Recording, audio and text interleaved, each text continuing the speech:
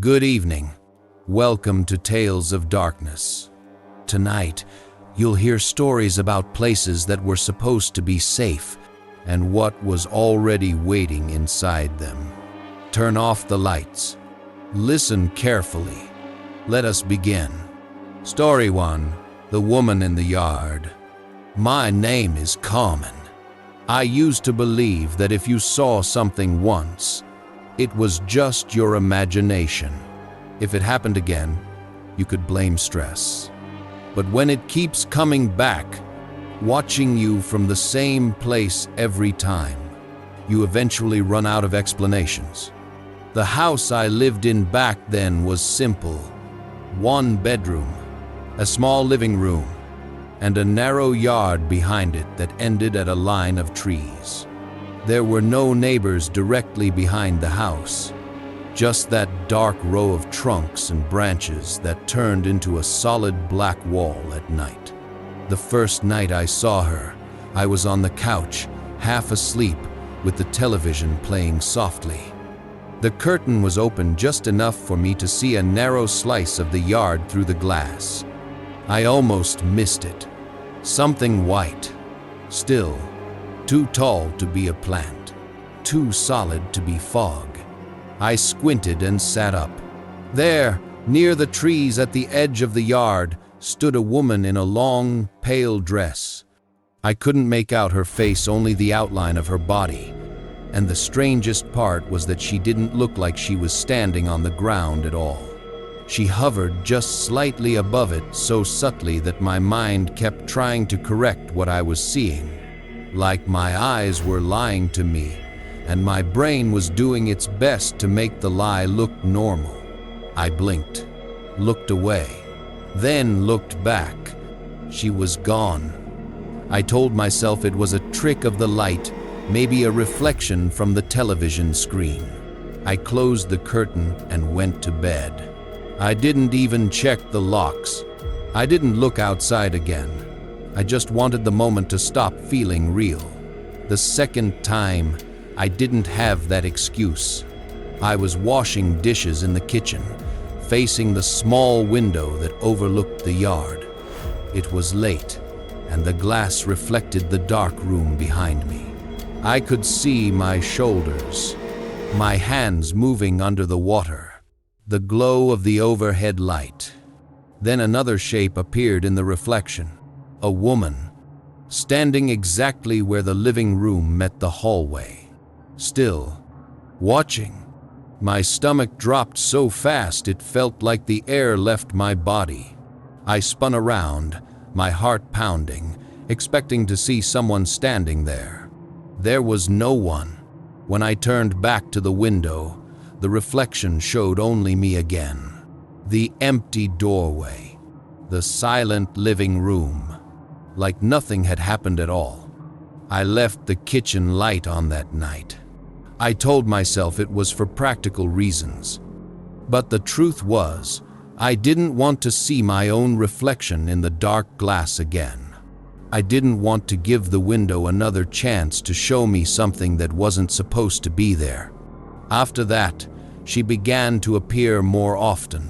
Sometimes, at the edge of the yard, hovering just above the grass in her pale dress, too far away to see her face, but close enough to feel her attention. Other times, she appeared only in reflections behind me, always in the same spot, always where the living room met the hallway, as if that exact place in the house belonged to her. And I started noticing a pattern.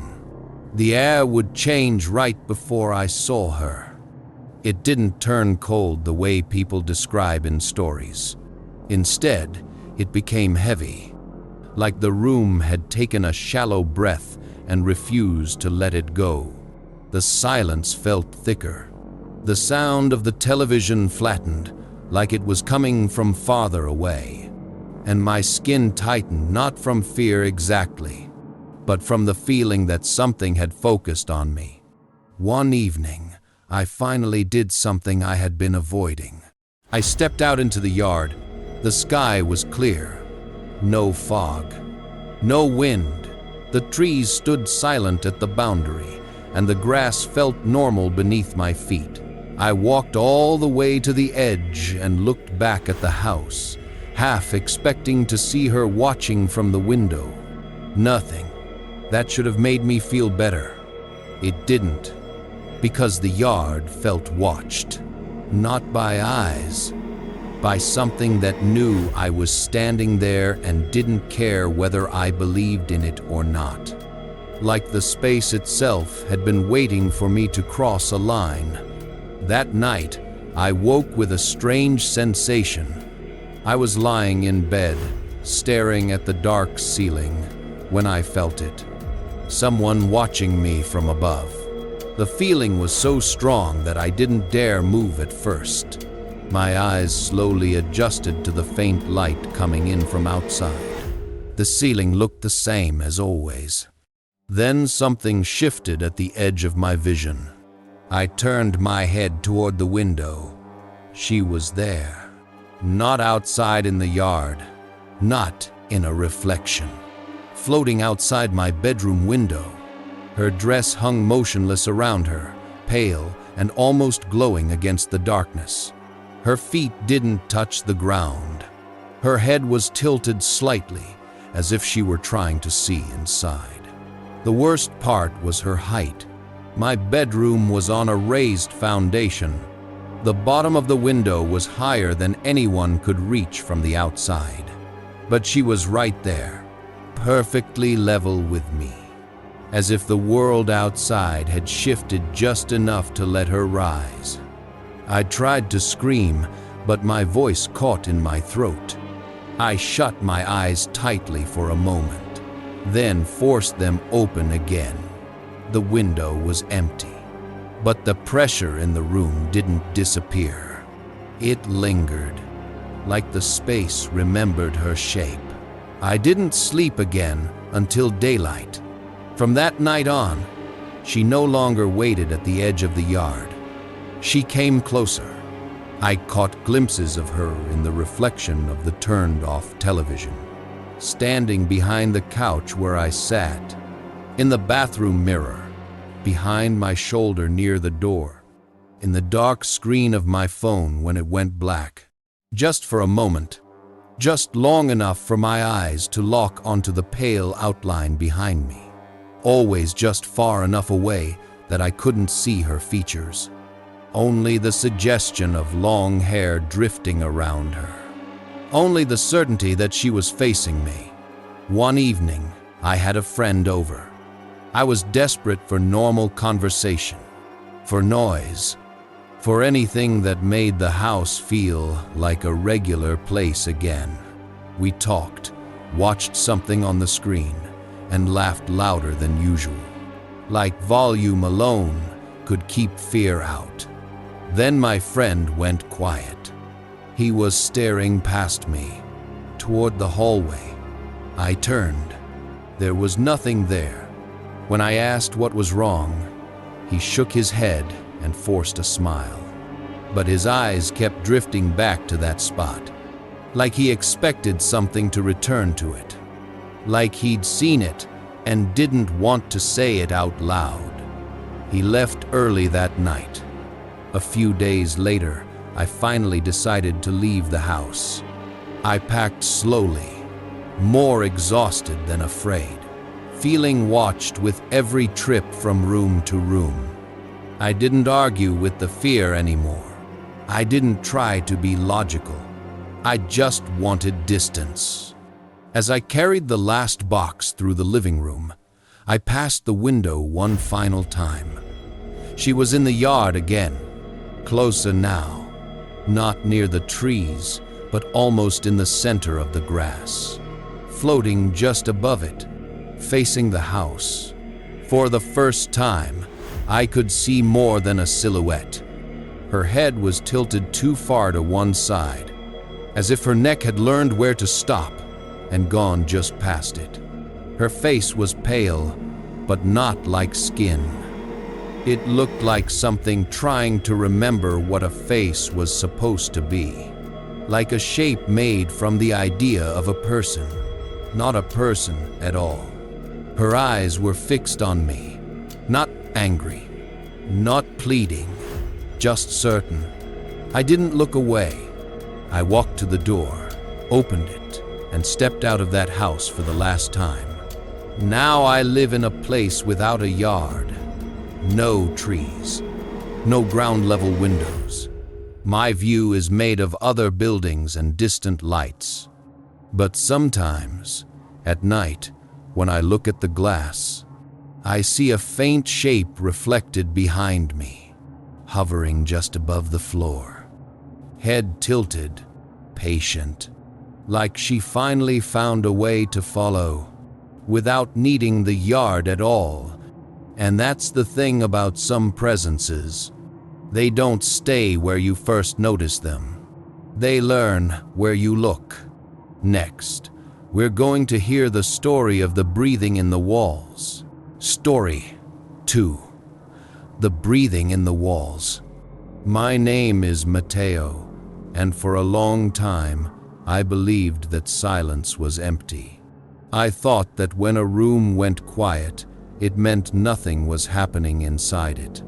That belief ended in the apartment where I lived during one of the most exhausting years of my life. The place was small and forgettable. One bedroom, a narrow living room, a short hallway, and a kitchen barely big enough to turn around in. The walls were thin, the kind that carried sound easily. But at night, the building often felt abandoned. Most of the neighbors worked early shifts, so by the time I came home, everything was already dark and still. I usually slept on the couch, not because the bed was uncomfortable, but because the living room felt more open. I liked having space around me. I always left the television on low just enough to keep the silence away. The first night it happened, I woke suddenly with the feeling that something was wrong. The television was off. I knew I hadn't turned it off. The remote was still on the table, exactly where I had left it. The room felt darker than it should have, heavier somehow, like the air had thickened while I slept. As my eyes adjusted, I heard it. Breathing. Slow, deep, unnaturally steady. It didn't sound sick or tired. It sounded calm, controlled, as if whoever was breathing had no reason to rush. I sat up slowly, listening. The sound seemed to come from the living room wall, the one shared with another apartment. I told myself it had to be a neighbor asleep too close to the wall, the sound traveling through the structure. I turned the television on again. Static light filled the room, and the volume came back low. The breathing faded under it, not disappearing exactly, but slipping behind the noise like it didn't want to compete. I lay back down, staring at the ceiling, trying to convince my body to relax. Then I muted the TV. The breathing was still there. I held my own breath. The sound didn't change. That was when unease settled into my chest. The breathing didn't match anything human. It didn't hesitate. It didn't shift. It didn't react to my movement at all. Like it wasn't coming from someone asleep, it was coming from something that didn't need sleep. I turned the television back on louder this time. The breathing sank beneath the sound again, and eventually I managed to drift into a shallow, uneasy sleep. The next night, it returned. This time, I was fully awake, sitting on the couch with my phone in my hand. The building was quiet, the kind of quiet that makes every small sound feel important. And then, from the same wall, the breathing started softly, almost politely. I muted the television and listened. The sound grew clearer. I stood up and pressed my ear against the wall. The paint was cool, almost cold. The breathing shifted, not louder, closer, as if whatever was making it had leaned in. aware of my attention. I stepped back so fast my heel caught on the edge of the rug. My heart hammered in my throat. I put my palm on the wall, half expecting to feel vibration, movement, anything. The wall was cold against my skin, colder than the rest of the apartment. That night, I barely slept. Over the following days, the breathing became familiar. Not constant, but persistent. It always appeared late, always when the apartment was quiet enough to notice it. If I made noise, it stopped. If I stayed still, it returned. It felt trained, like it was learning what I could tolerate. Then it changed. One night, while brushing my teeth, I heard the breathing behind me. Not through the wall. Inside the apartment. I froze, staring at my reflection. The mirror showed my tired face and the open doorway behind me. Nothing else. No movement.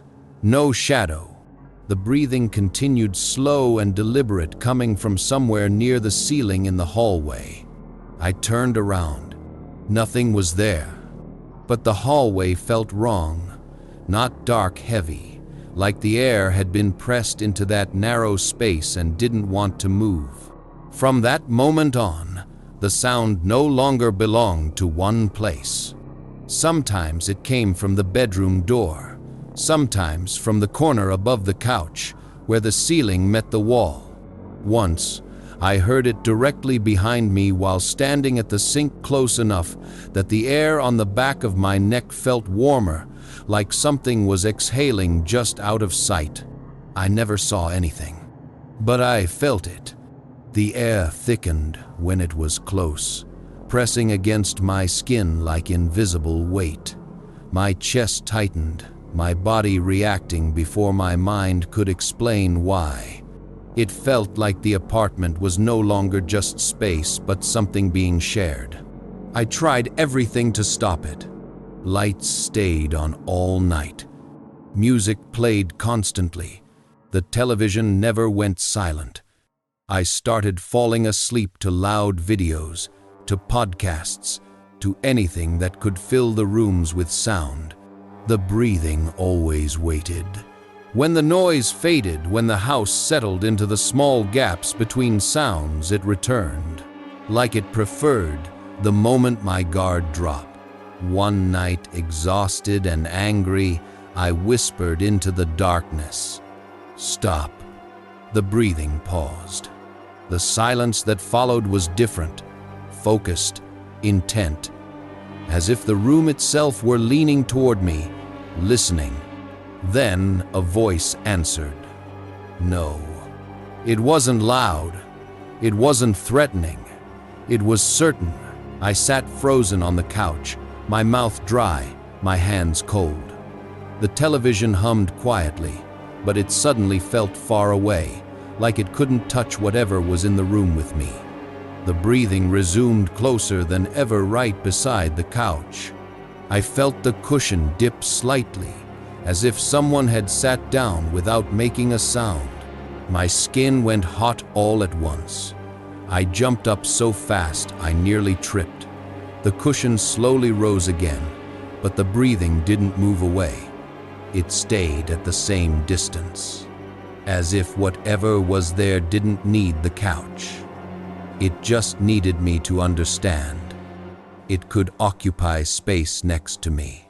From that night on, it stopped hiding.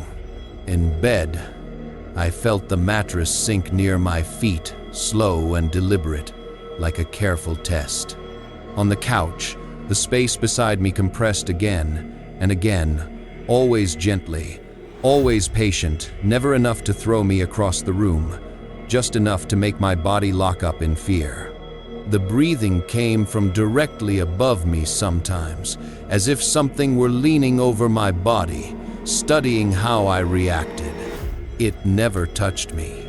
It didn't need to, because it had found something better than contact. It had found certainty. On the final night, I packed a bag and sat awake until morning. I didn't turn off the lights. I didn't try to sleep. I just sat there, listening. The breathing moved through the apartment room by room, slow and methodical. It wasn't random anymore. It was controlled, like it was walking a route, like it was memorizing the layout. At one point, it stopped in the hallway for so long that my eyes started to burn from staring. I could feel it there without seeing it, a pressure in the air that made the space feel narrower than it should have. Then it drifted closer again, until the sound was just slightly to my left. Close enough that I could almost imagine lungs. Close enough that I could almost imagine a mouth. When the first light of dawn reached the windows, it stopped. Just like that. The apartment didn't feel relieved. It felt unfinished, like the thing had simply paused because it knew morning made me braver. I left that day and never returned. I live somewhere else now. Different walls, different sounds, a louder building. Most nights are quiet, but sometimes when everything is still and the silence feels too deliberate, I hear it again. A slow, steady breath, not coming from the walls, coming from somewhere much closer. And that's the worst part. Once you notice it, you start realizing the sound was never trapped in the apartment. It was just learning how close it could get. Next, we're going to hear the story of the mirror that moved first. Story 3. The mirror that moved first. My name is Laura, and before this happened, I never thought twice about mirrors. They were just objects, glass and reflection. Something you passed without noticing, something that showed you what was already there. That belief didn't survive the apartment where I lived alone for the first time. The place was narrow and quiet, the kind of quiet that feels heavier at night. A small living room, a bathroom, a bedroom, and a long hallway connecting everything. At the end of that hallway, directly across from my bedroom door, there was a tall mirror mounted to the wall. No frame, just glass. Cold, clean, and permanent. It was already there when I moved in. I didn't choose it. I didn't question it. The first strange moment came on an ordinary morning. I was half awake, brushing my hair, staring at my own face. I lifted my arm, and the reflection followed a fraction of a second late. Not a full delay. Not something anyone else would notice. But I felt it immediately. That instinctive drop in the stomach you get when something is wrong and your mind refuses to accept it. I tested it again. A quick blink, a head tilt, a small wave. Everything looked normal. I laughed quietly and blamed exhaustion. But after that, I started avoiding the hallway without realizing it. I took the long way around. I kept my eyes on the floor. Passing that mirror made my chest tighten, like I was holding my breath without meaning to. At night, it was worse. The hallway light flickered, sometimes a weak, buzzing glow that stretched shadows and softened their edges. The mirror caught those shadows and held them, making the hallway look deeper than it really was. Like it extended farther than it should. One night, I woke suddenly with the certainty that someone was standing outside my door. I lay still and listened. No footsteps, no breathing, no movement. A thin strip of light spilled from the hallway beneath my door. Nothing passed in front of it. Nothing shifted. I opened the door slowly.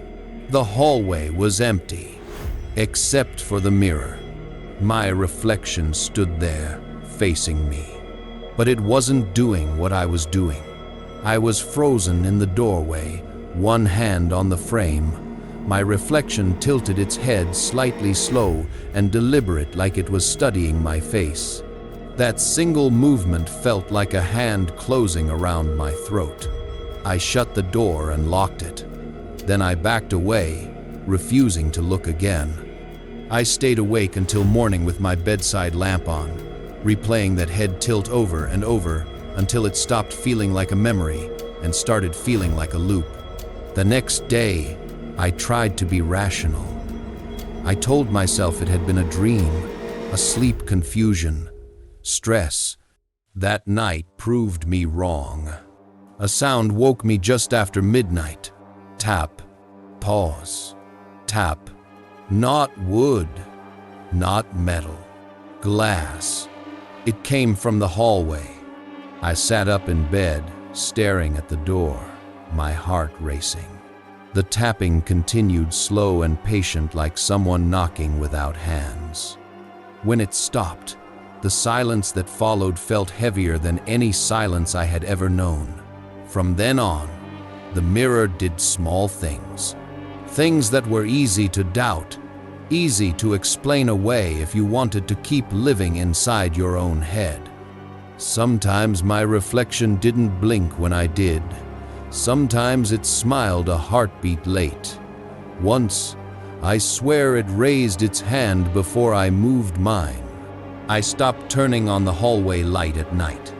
I didn't want to see it clearly. I didn't want to give it more detail to work with. But it didn't need light. One night, I woke up and found my bedroom door open. I knew I had locked it. I sat up slowly, staring into the dark hallway. The mirror reflected my room faintly, catching the weak glow from the window. In that reflection, I could see myself in bed. And beside my reflected body, there was another shape. Tall, thin, darker than the rest of the room. It leaned over my sleeping reflection, its head tilted as if listening to my breath. I couldn't move. I couldn't speak.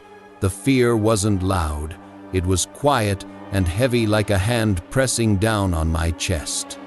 Then the shape lifted its head and looked directly into the mirror, at me. I pulled the blanket over my head and squeezed my eyes shut, trying to make myself smaller, trying not to exist.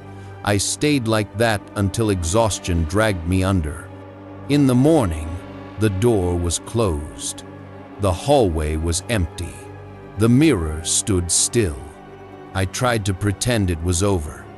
I left the mirror uncovered that day like an experiment, like proof to myself that I wasn't afraid. That evening, as I walked down the hall, I caught my reflection in the corner of my eye. It wasn't looking at me. It was looking past me toward the bedroom behind my shoulder. I turned fast enough to make myself dizzy. Nothing was there. When I faced the mirror again, my reflection was normal, calm, perfectly copied. But my skin didn't believe it. That night, I tried to move the mirror. I don't know why I thought I could. It was mounted firmly, heavier than it looked. But I tried anyway. The glass didn't shift. Instead, the hallway light flickered once. And in that brief blink of darkness, I felt something very close behind me. Not a touch, not a breath, just presence filling the space like smoke. When the light steadied, the hallway was empty again. I covered the mirror with a sheet and left it like that for the rest of the week. The apartment felt slightly better, not safe, just less aware. Then, on my last night there, I heard it again. Tap, tap, tap. Not from the hallway, from inside my bedroom. I packed the next morning and left. Before stepping out for good, I passed the covered mirror one last time. The sheet hung still flat and harmless. But as I reached the front door, I felt the same pressure between my shoulders. The unmistakable certainty of being watched. I didn't turn around. Now I live somewhere else. There are no mirrors in my hallway. I made sure of that. But sometimes, late at night, I catch my reflection in a dark window or a turned-off screen, and it feels eager, like it's waiting for me to blink, so it can move first. Story 4. The hallway that answered back. My name is Daniel, and I learned something the hard way. A home can get used to you. It can learn your routine, your timing, your weak points. And once it does, it doesn't need to scare you loudly. It only needs to respond when you're certain no one should. I moved into that place because it was affordable and quiet, the kind of quiet people usually pay extra for. 1 floor, a short hallway, a living room connected to the kitchen, and a bedroom tucked behind a door that always felt a little too thin. There was nothing dramatic about the first week. No cold spots, no shadows, no strange dreams. Just normal settling noises and the occasional creak that comes with older buildings. I started to relax. Then the hallway started answering me. It began with footsteps. Late one night, I got up to get water. I stepped into the hallway barefoot, the floor cold beneath my feet. I took 3 steps toward the kitchen. Behind me, 3 steps followed. Not an echo, not a delay. Perfect timing, like someone walking in the same rhythm, the same pace, just a few feet back. I stopped. The steps stopped. I held my breath and listened. Nothing else. No breathing, no movement. Just that deep, empty silence that makes your own heartbeat feel like a sound you shouldn't be making. I turned around quickly. The hallway was empty. I told myself it had been the building floorboards settling, a pipe shifting, some harmless structural sound matching my movement by coincidence. That explanation felt weak even while I believed it. The next night, it happened again. I walked down the hallway, slower this time, testing it. Step, step, step. Behind me, the same. When I stopped, it stopped. When I moved, it moved. When I turned around, there was nothing. It wasn't chasing. It wasn't rushing. It was practicing. After that, I avoided the hallway at night.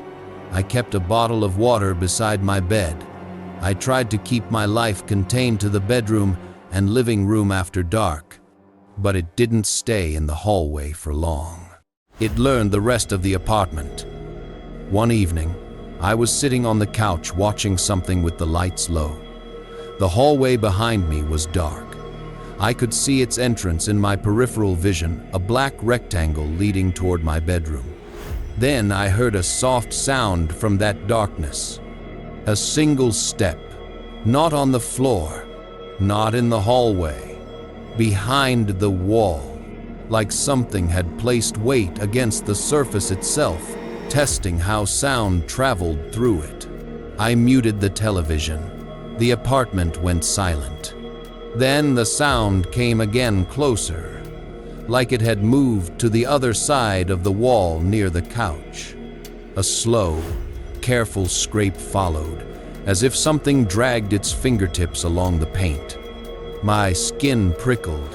I told myself not to look toward the hallway because looking would make it real. The scrape stopped. A moment later, the couch cushion beside me sank slightly, as if someone had sat down without making a sound. I jumped up so fast my knees hit the coffee table. The cushion rose again, empty. That night, I slept with every light on. The next morning, I tried to be rational. I checked the locks, the windows, the vents. I searched for anything that could explain the sounds. Loose panels, animals, old pipes. Everything looked normal. But the apartment didn't feel normal anymore. It felt alert. That afternoon, I came home from work and noticed something small but wrong. My bedroom door was open. I was sure I had closed it. Not just closed, locked. It wasn't forced. No damage. It was simply open, like a decision had been made while I was gone. I shut it again, harder than necessary. I left the living room light on all evening, telling myself it was a mistake, a lapse in memory, nothing more. That night, I heard knocking, not from the front door, from the hallway wall. 3 soft knocks, evenly spaced like a signal. I stayed in bed, staring at the ceiling. 3 knocks again. Then a pause. Then, very quietly, a whisper from the hallway. Not a clear sentence. Just the shape of words, like a voice that didn't fully remember how to form them. I pulled the blanket up and tried to disappear into it. The whisper stopped. The next morning, there were marks on the hallway wall.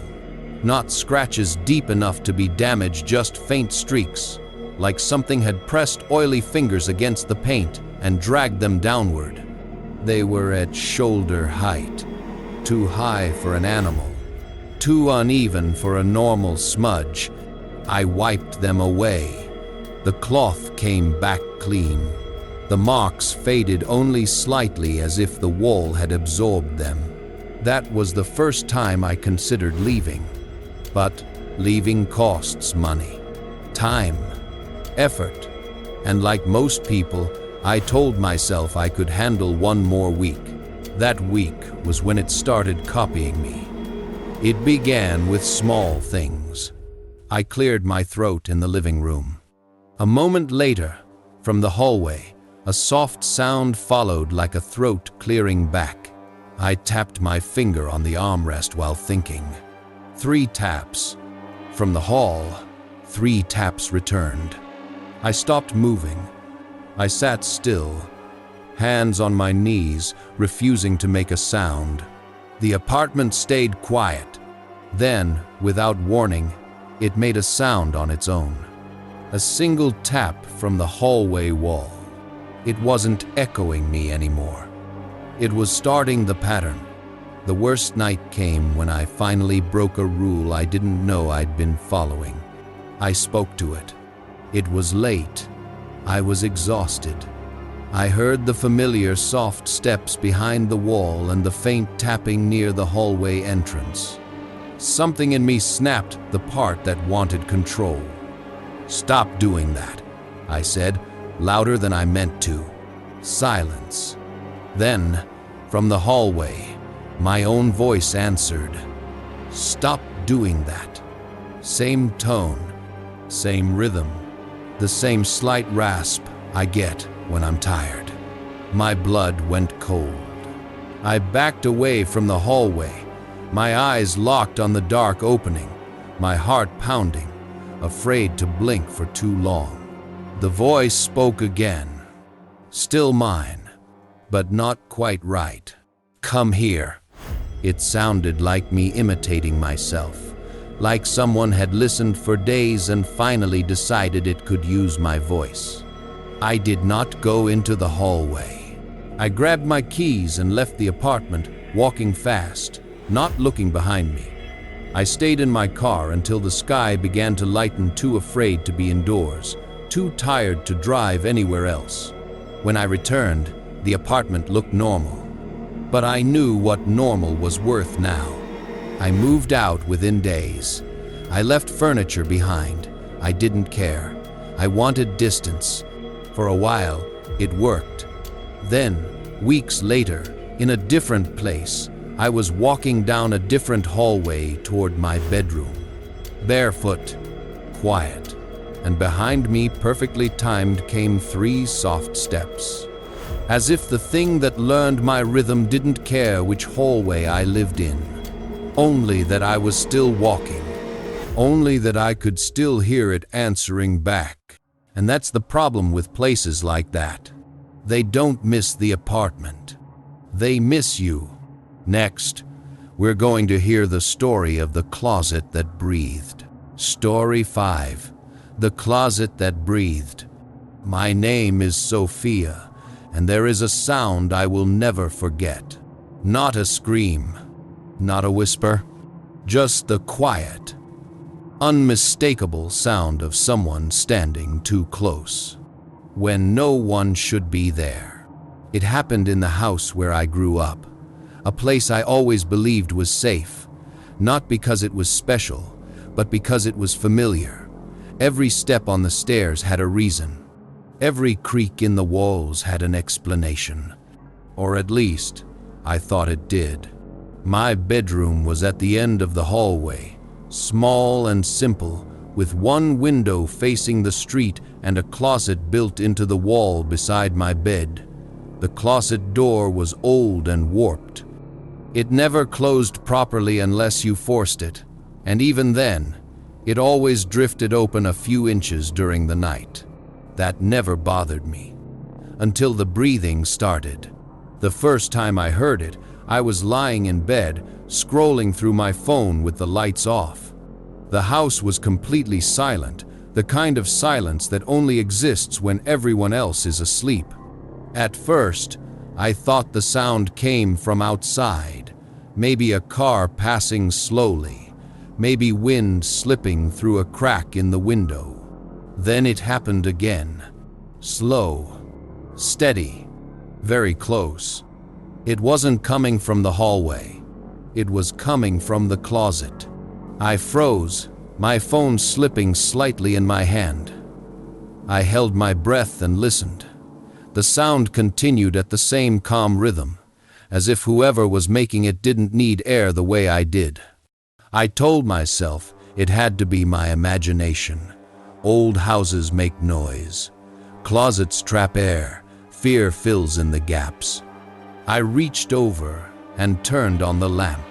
The breathing stopped instantly. The closet door was exactly where it always was, open just enough to show darkness inside.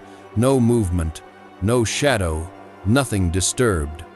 I slept with the light on that night. After that, the breathing returned every few nights. Always when the lights were off. Always when the house was quiet. If I shifted in bed, it would pause.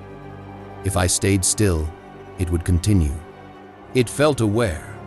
One night, exhausted and frustrated, I whispered into the dark, "Hello." The breathing stopped. The silence that followed felt heavier than before, like the room itself was waiting.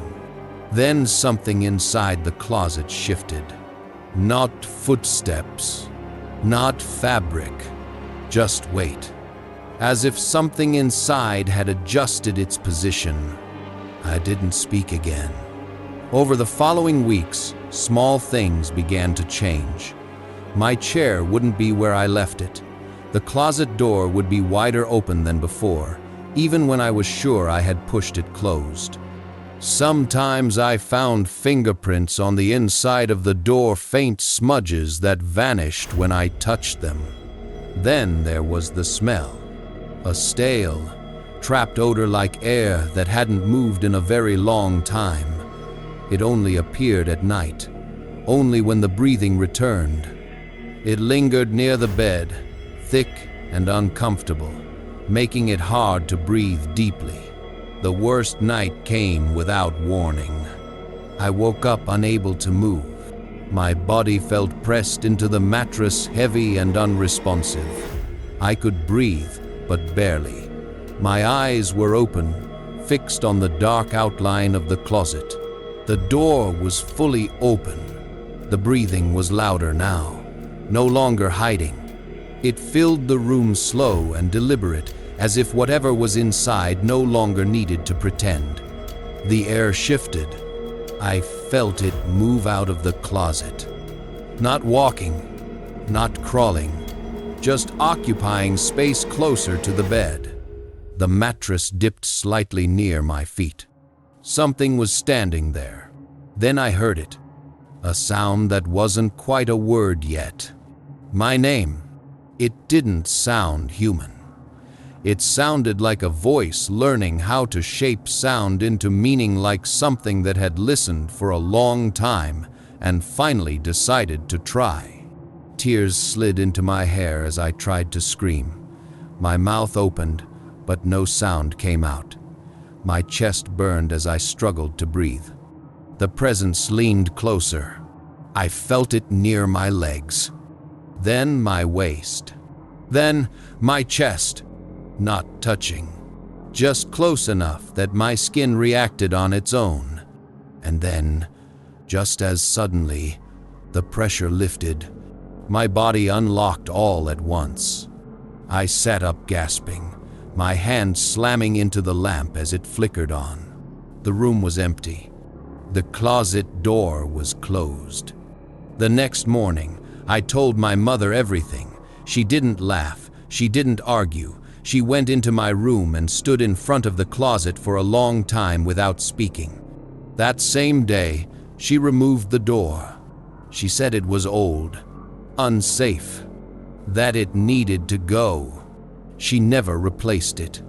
Without the door, the breathing stopped. The smell faded. The room felt lighter, like air finally moving through a space that had been holding something back. Years passed. I moved away, lived in other places. I always avoided closets near the bed, always kept doors open. Most nights are quiet. But sometimes, when I lie awake and the room feels too still, I hear it again. Not from a closet, not from a corner, from right behind me. A slow, patient breath, as if whatever learned my name back then never needed the door at all. This concludes tonight's stories on Tales of Darkness. And if you're still listening, it means the silence around you hasn't felt quite right for a while. That's how it begins. These stories don't end when the video does. They linger in empty rooms. They repeat familiar sounds. They wait for the moment when the lights go out and the house settles into quiet. So before you sleep tonight, pay attention to the noises that come back, to reflections that move a second too late, to the feeling that something has learned where you are and no longer needs permission. If you enjoy stories like these, you can subscribe to Tales of Darkness. New stories arrive regularly, and they tend to find the ones who keep coming back. Stay aware. And remember, some things don't need to be invited. They only need to be noticed. Good night.